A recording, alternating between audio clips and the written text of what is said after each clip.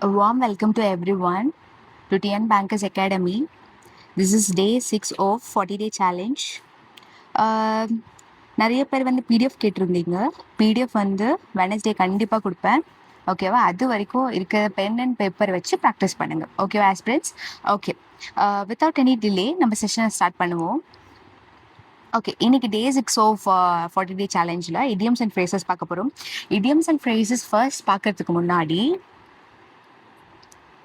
Sentence phrase பண்ணுங்க. Bread and butter. Okay, bread and butter என்ற இடியம்க்கு சென்டென்ஸ் ஃப்ரேஸ் பண்ணி கமெண்ட் பண்ணுங்க. ஓகேவா? ஓகே, ஃபர்ஸ்ட் இடியம் வந்து by and by. By and by means later. I do this work by and by. That means I miss your grand mother too, but I know I see her again by and by. அதாவது லேட்டராக அவங்கள நான் meet பண்ணுவேன் அப்படின்றத வந்து என்ன சொல்லுவாங்கன்னா by and by அப்படின்னு சொல்லுவாங்க. ஓகேவா? Okay, back stair gossip.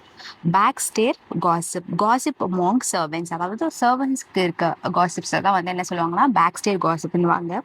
There is no longer any back stair gossips that Clinton wants to dump her. ஓகேவா? எந்த ஒரு பேக் ஸ்டேர் காசிப்பும் இல்லை அப்படின்னு சொல்லிட்டு தான் இந்த சென்டென்ஸ்ல மீன் பண்றாங்க. Back stair gossip means gossip among servants. அவ்வளோதான், simple. Back and forth, backward and forward. இது very very simple. Back and forth means backward and forward. I travel back and forth to check on the kids. கிட்ஸை போய் அடிக்கடிக்கு போய் பார்த்துட்டு வந்தேன் அப்படி சொல்லுவாங்கல்ல. So back and forth means backward and forward. Bad blood. Bad blood means enmity, bitter relation, ill feelings. Enmity, disputes. Okay, இதுக்கு முன்னாடி ப்ரீவியஸ் கிளாஸ்ல டிஸ்பியூட்டை டினோட் பண்ணுற மாதிரி ஒரு இடியம் சொல்லியிருப்பேன். ஸோ அந்த இடியம் என்னன்னு சொல்லும் கமெண்ட் பண்ணுங்க. லைக் டிஸ்பியூட்டை டினோட் பண்ணுற இடியம் என்னன்னு கமெண்ட் பண்ணுங்க. ஓகே, இந்த பேட் பிளட்னா enmity, bitter relation, ill feeling. There's been bad blood between two of my best friends because of the girl. ஒரு கேர்ள்னால டூ பெஸ்ட் ஃப்ரெண்ட்ஸுக்கு இன் பிட்வீனில் வந்து பேட் பிளட் இருக்கு அப்படின்றாங்க. ஸோ அவங்க ரெண்டு பேரும் ஒரு கேர்ளுக்காக சண்டை போட்டுக்கிறாங்க.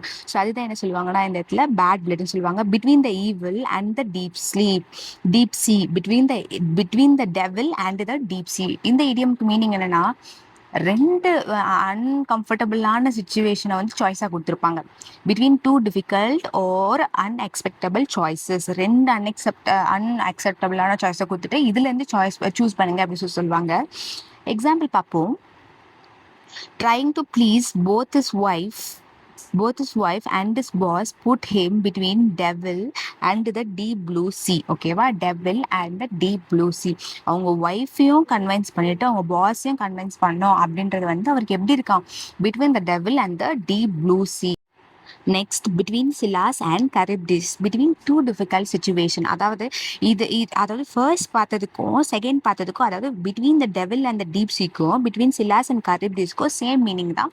பட் என்னன்னா இந்த இடத்துல அன்அக்செப்டபிள் சாய்ஸஸ், இந்த இடத்துல டூ டிஃபிகல்ட் சிச்சுவேஷனை மீன் பண்றாங்க. ஓகேவா? The police new with certainty he had drug in his car, so he became trapped between Scylla and Charybdis. ஓகேவா? ஸோ இந்த இடத்துல வந்து the police knew with certainty, அதாவது ஒரு டவுட்ல தான் இருக்காரு. he had drugs in his car, so he became trapped between Scylla and Charybdis. So இந்த இடத்துல என்ன மீன் பண்றாங்கன்னா, இந்த போலீஸ் வந்து ஆக்சுவலி அவர் வந்து ஒரு போலீஸ். ஓகேவா? அவர் பேக்ல வந்து ஒரு ட்ரக் இருக்குன்றது வந்து ஒரு டிஃபிகல்ட்டான சுச்சுவேஷன். ஸோ அவர்கிட்ட வாண்டடா யாரோ என்ன பண்ணியிருப்பாங்கன்னா, லைக் இந்த மாதிரி ஒரு அரேஞ்ச் பண்ணி ஒரு டிஃபிகல்ட்டான சுச்சுவேஷன்ல அவர் பிளேஸ் பண்ணியிருப்பாங்கல்ல.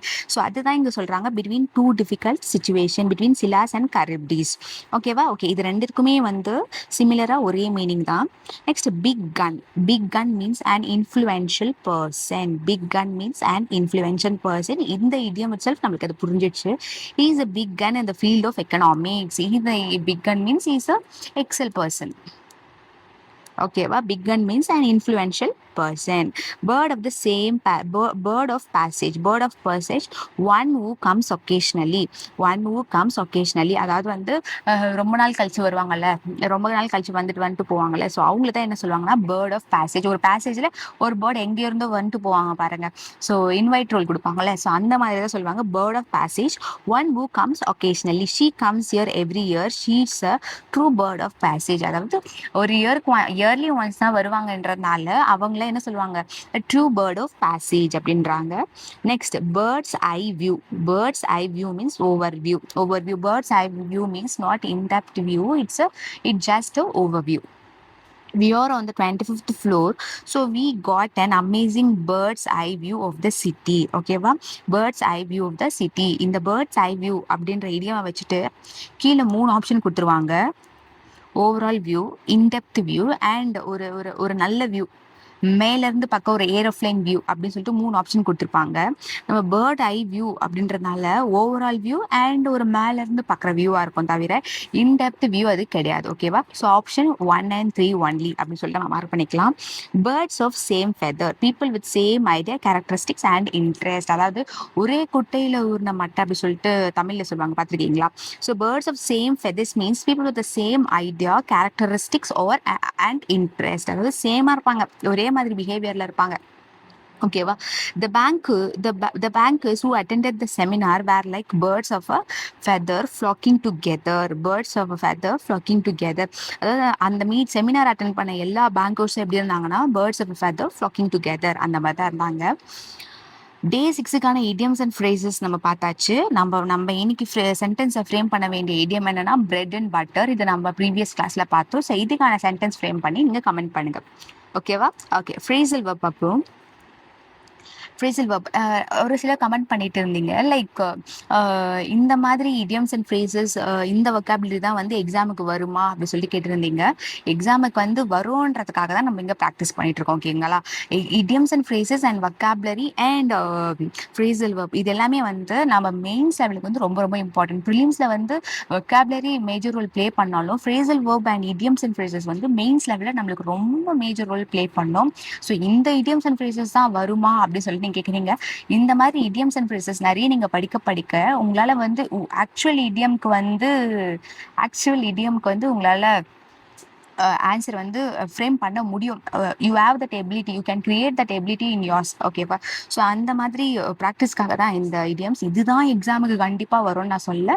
மேபி இங்கே இருக்கிறது எல்லாமே வந்து ப்ரீவியஸ் இயர் கொஷின் பேப்பர்ஸ், அதுக்கப்புறம் ப்ரீவியஸ் மார்க்ல இருந்த இடியம்ஸ் அண்ட் எடிட்டோரியல் இருந்த வொக்காபுலரிஸ் இதெல்லாமே தான் இங்கே நம்ம கொண்டு வந்திருக்கோம். ஸோ நீங்கள் தாராளமாக இதை ப்ராக்டிஸ்க்காக வச்சுக்கலாம்.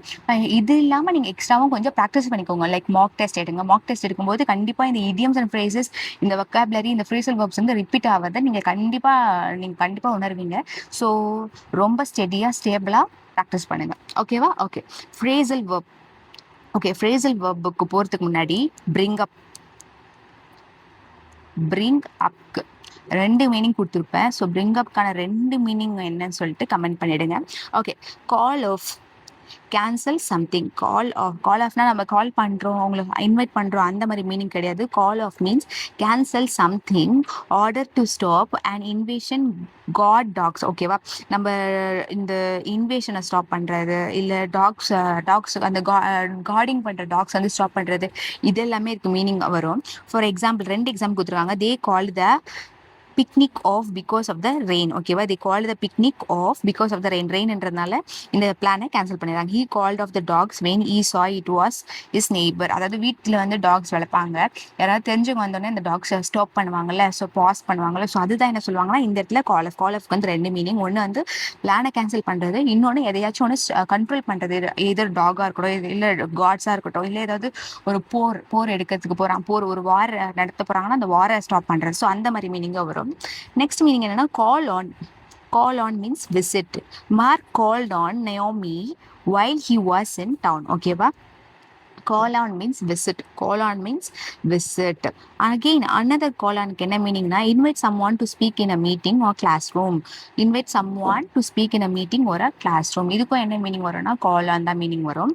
So Professor Tanzir call on Tim to answer the question. நம்மளெல்லாம் கேட்பாங்க பாருங்க ஸ்கூல்ல, டக்குன்னு ஒரு கொஸ்டின் கேட்டு நம்ம முடிச்சுட்டு இருக்கோன்னே நம்மள கொஸ்டின் கேட்பாங்க பாருங்க. ஸோ அதுதான் என்ன சொல்லுவாங்கன்னா கால் ஆன் சொல்லுவாங்க. கால் ஆனுக்கு 2 மீனிங். ஒன்று வந்து ஒருத்தவங்களை போய் விசிட் பண்றது, இன்னொன்று வந்து ஒருத்தவங்களை வந்து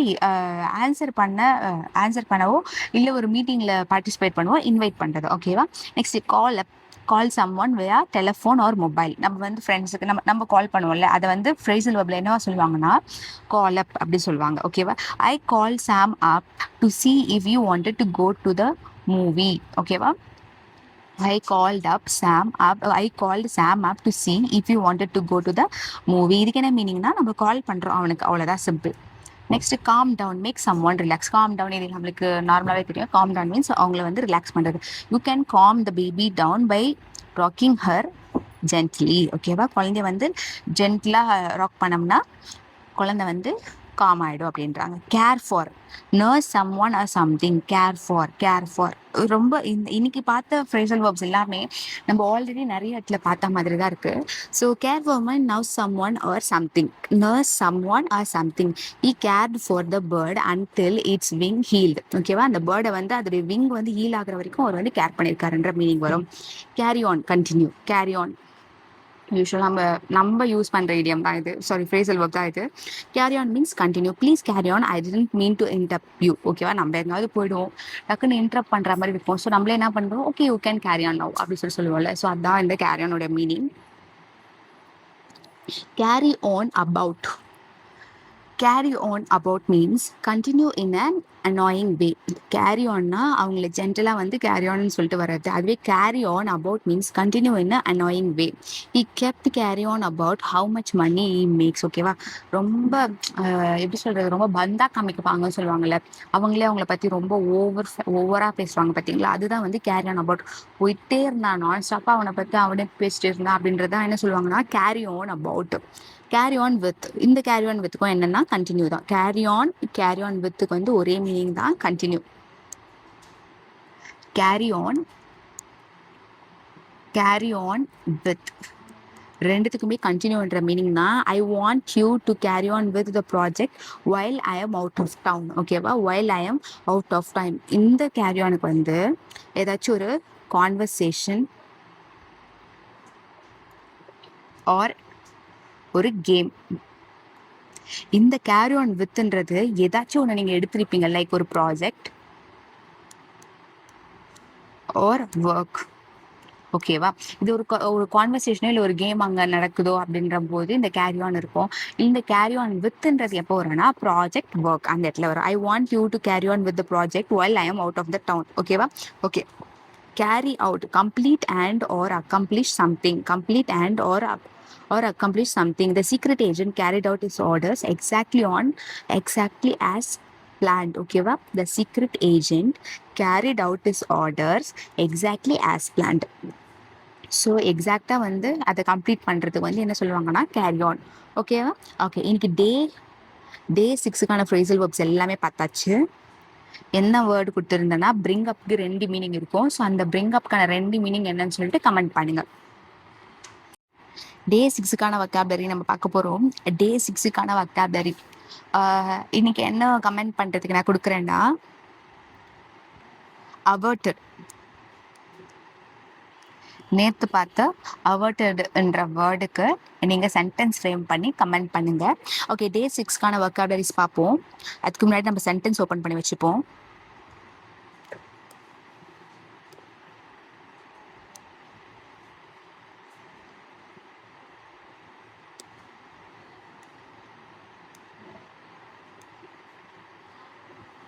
ஓகே, நமக்கான சென்டென்ஸ் வந்தாச்சு.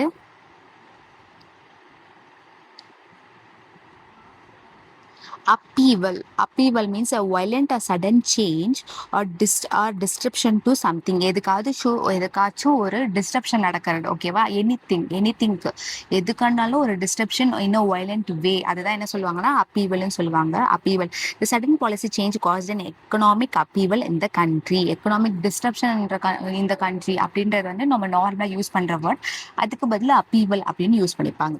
ஓகேவா, upheaval.